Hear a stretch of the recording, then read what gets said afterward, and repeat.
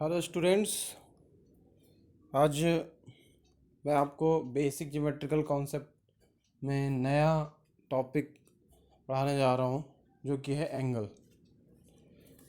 Angle पढ़ाने से पहले मैं आपको बता देता हूँ कि मैंने इसके पहले आपको इस चैप्टर में क्या क्या कंप्लीट कराया है। इस चैप्टर में सबसे पहले आपने पॉइंट को पढ़ा, फिर लाइन क्या होती है, लाइन की डेफिनेशन क्या होती है, कैसे उसको ड्रॉ करते हैं, कैसे डिनोट करते हैं, लाइन सेगमेंट कैसे डिनोट करते हैं, कैसे ड्रॉ करते हैं, क्या डेफिनेशन होती है। रे का थोड़ा सा यहाँ पर रोल होगा जो एंगल मैं आपको आज बताऊंगा। तो रे क्या होती है? रे इसमें वन एंड पॉइंट होता है, ओनली वन एंड पॉइंट, और अदर पॉइंट पे वो आपका प्रोड्यूस होता है कंटिन्यूसली। ठीक है।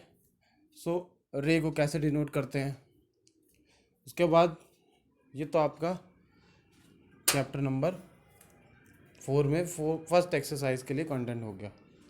ठीक है। एक्सटीरियर क्या होता है, एक्सटीरियर पॉइंट क्या होता है, इंटीरियर क्या होता है पॉइंट, तो ये सब चीज़ें मैंने आपको बताई थी फर्स्ट एक्सरसाइज में। सेकंड एक्सरसाइज में फिर मैंने आपको अपने सेल्फ नोट दिए थे, और इसमें मैंने आपको कर्व, कर्व के टाइप, उसके बाद simple close curve, open curve और simple open curve, non simple open curve, non simple closed curve, polygon, polygon के टाइप, ये सब चीज़ें मैंने आपको अभी तक पढ़ा दी हैं। ठीक है। उसी कड़ी में मैं आपको एंगल बताने जा रहा हूँ। What is angle? एंगल क्या है? तो अभी तक आपने प्रीवियस क्लासेस में एंगल का बहुत नाम सुना होगा और एंगल के टाइप भी सुने होंगे, बट मैंने आपको पहले ही बताया, मैथ में बेस स्ट्रांग होना बहुत ज़रूरी है। आप बहुत सारे एंगल सुन चुके होंगे, एक्यूट, ऑब्ट्यूज, ये सब एंगलों के नाम सुन चुके होंगे, और बचपन से ही क्लास थर्ड से ही सब पढ़ाया जाता है। बट उसके अंदर अगर हम जाते हैं तो सबसे पहली चीज़ एंगल अगर नहीं मालूम है तो फिर एक्यूट और ऑब्ट्यूज का क्या फ़ायदा। तो यहाँ पर आपको मालूम होना चाहिए कि एंगल होता क्या है, क्यों हम कैसे एंगल की को मेज़र करते हैं, कौन से एंगल को मेज़र करने के लिए कौन कौन सी वर्टिसेस का यूज़ करते हैं। ठीक है। तो आप स्क्रीन पर देख पा रहे होगे कि दो फिगर बने हुए हैं, उसमें ए पॉइंट ओ एंड बी, ऐसे ही इसमें ए ओ और बी देख पा रहे होगे। रेड कलर का जो मार्क है, समझ गए होगे सब लोग फिगर देखते ही कि हाँ ये एंगल है। सोच रहे होगे, कुछ लोग तो स्किप करके देखने लगे होंगे वीडियो, तो अगर आप स्किप करोगे देन पॉइंट्स जो आपको आते भी हैं, अगर आप उनको सुनोगे, आप उनको कुछ आ, अच्छे से पूरा फुल वीडियो देखोगे तो कुछ ना कहीं आप गेन करोगे इस चीज़ को। तो यहाँ पर सबको मालूम हो गया होगा कि ये रेड वाला ही एंगल है। बट अगर आपसे कोई डेफिनेशन पूछता है directly, what is angle student, what is angle, तो आप तुरंत कंफ्यूज होने लगते हो कि अब मैं क्या बोलूं। एंगल तो मुझे मालूम है ये होता है, एंगल आप बता सकते हो, बट एंगल की डेफिनेशन आपको नहीं मालूम कि एंगल को मैं कैसे डिफाइन करूं। ठीक है। सो कैसे डिफाइन करेंगे इसको? ये एक रेड पार्ट है, ये रेड पार्ट कहाँ पर सिचुएटेड है, कैसे सिचुएटेड है, कैसे प्रोड्यूस हुआ है। तो आप देखो कि ये रेड पार्ट आपको दो रे दिखाई पड़ रही होंगी। आप फिगर में देखो, लेफ्ट साइड वाले फिगर में, कि आपको टू रेज दिखाई पड़ रही होंगी, दिखाई पड़ रही हैं, यस या नो?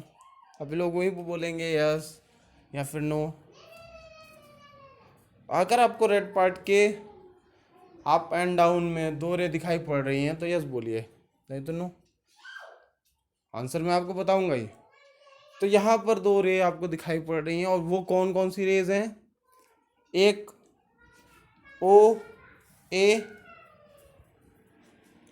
और एक रे हो गई ओ ए, और दूसरी रे कौन सी हो गई? O B. यस या नो? एक रो हो गई, रे हो गई ओ ए, और दूसरी रे हो गई ओ बी। और ये रे क्यों है तो बताएगा।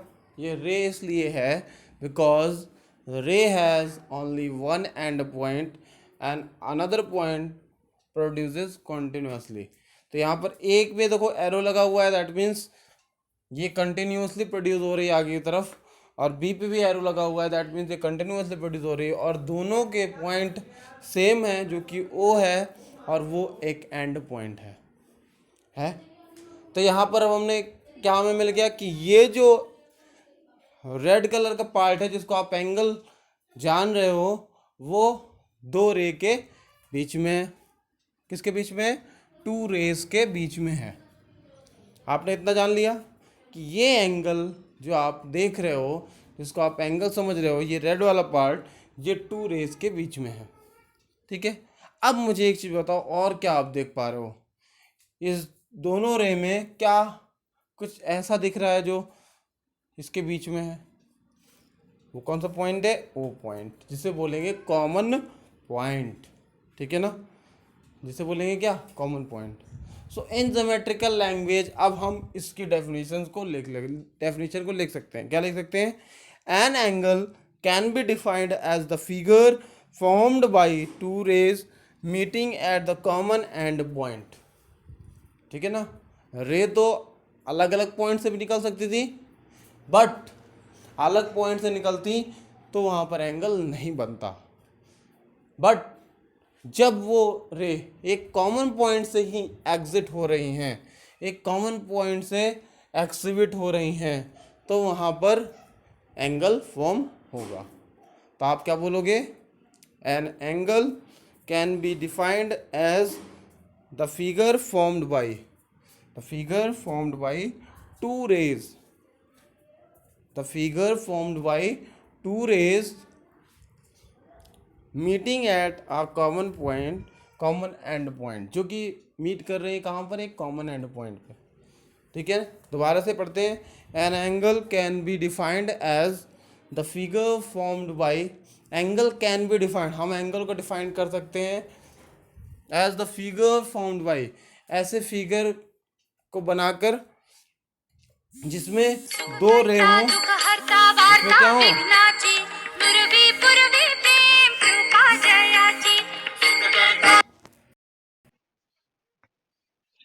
जिसमें दो रे हों,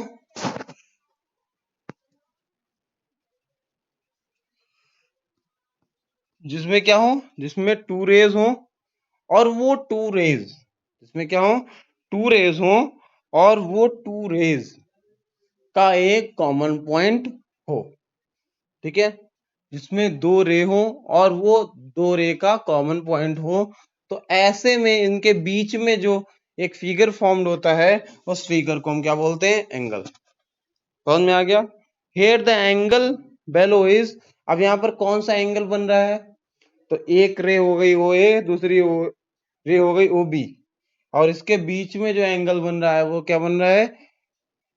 ओ एंगल बन रहा है। कौन सा एंगल बन रहा है? ये रेड वाला। लेकिन अब इसको डिफाइन कैसे करेंगे, इसको डिनोट कैसे करेंगे? तो हम एंगल ओ भी बोल सकते हैं, but correctly if you want to denote it, so you can denote an angle by this sign. First symbol is this, यहां मैंने पॉइंटर को रखा है, ये देखिए, ये सिंबल है एंगल का। ठीक है, ये सिंबल है एंगल का, और जिस भी एंगल को, जिस भी पॉइंट को आपको एज ए एंगल रिप्रेजेंट करना होता है, वो पॉइंट बीच में आता है उसकी एडजेसेंट वर्टिसेस के बीच में, उसकी एडजेसेंट वर्टिसेस के बीच में। तो आपको एंगल डिफाइन करना है, एंगल का सिंबल मैंने आपको बता दिया, ये सिंबल है, और आपको कौन सा एंगल रिप्रेजेंट करना है? ये पिंक वाला।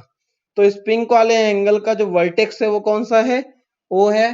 तो आपको ओ एंगल रिप्रेजेंट करना है, तो ओ एंगल की एडजेसेंट वर्टिसेस कौन सी है? एडजेसेंट मींस आपको मैंने बताया था opposite, adjacent means, sorry, adjacent means अगल बगल वाले। तो देखो इसकी अगल बगल वाले कौन से वर्टिसेस हैं? एक ए है और एक क्या है? बी है। एक ए है और क्या है? बी। तो ओ के एडजेसेंट वर्टिसेस ए और बी। तो जो आप एंगल, जो भी पॉइंट आपको एज ए एंगल लेना है, उसको बीच में रखना है, और उसके एडजेसेंट वर्टिसेस को उसके राइट और लेफ्ट साइड में रख सकते हो आप बी को राइट में रख सकते हो, ए को लेफ्ट में रख सकते हो, या फिर ए को राइट में रख सकते हो, बी को लेफ्ट में, कोई दिक्कत नहीं है। बस जो पॉइंट आप ले रहे हो एज एन एंगल, जो वर्टेक्स आप एज एन एंगल ले रहे हो, उसको आपको उन दोनों वर्टिसेस के बीच में रखना है। तो यहाँ पर हमें एंगल लेना है ओ, तो यहाँ पर क्या लिखेंगे, उसका नेम हो जाएगा एंगल, पहले एंगल का साइन लगाएंगे और फिर एंगल ए ओ बी, या फिर एंगल बी ओ ए, कुछ भी लिख सकते हो, ठीक है। इसके बाद आते हैं, देखिए यहाँ पर यही चीज बताई गई है, ये आर्म हो गई जिसे रे बोला गया है, और एंगल अंदर वाला हो गया, और ये हो गया ओ पॉइंट, ठीक है, वर्टेक्स। इसके बाद नेक्स्ट ले लेते हैं। अब यहाँ पर आपको वही चीज बताई गई है, ये भी एक रे ओपी और ओक्यू है जिसके बीच में एंगल बन रहा है ये, और इस एंगल को आप क्या बोलोगे, एंगल पी ओ क्यू बोलोगे ना, क्या बोलोगे, एंगल पी ओ क्यू। अब ये क्वेश्चन है आपका, फिगर आप सभी लोग स्क्रीन में देख रहे होंगे, तो फिगर 4.18 जहां पॉइंटर मैंने रखा हुआ फिगर 4.18, ये वाला फिगर, इसमें आपको बताना है कि कितने एंगल बन रहे हैं, टोटल कितने टोटल एंगल बन रहे हैं और उनके क्या क्या नेम है। तो सबसे पहले आपको देखनी है यहाँ पर कितनी रे हैं, जितनी रे बन रही हैं उतने ही इसमें क्या बन रहे हैं, एंगल बन रहे हैं। कितनी रे हैं इसमें, देखो आप, एक तो पी ए हो गया रे, और एक पी बी हो गया, और एक पी सी हो गया।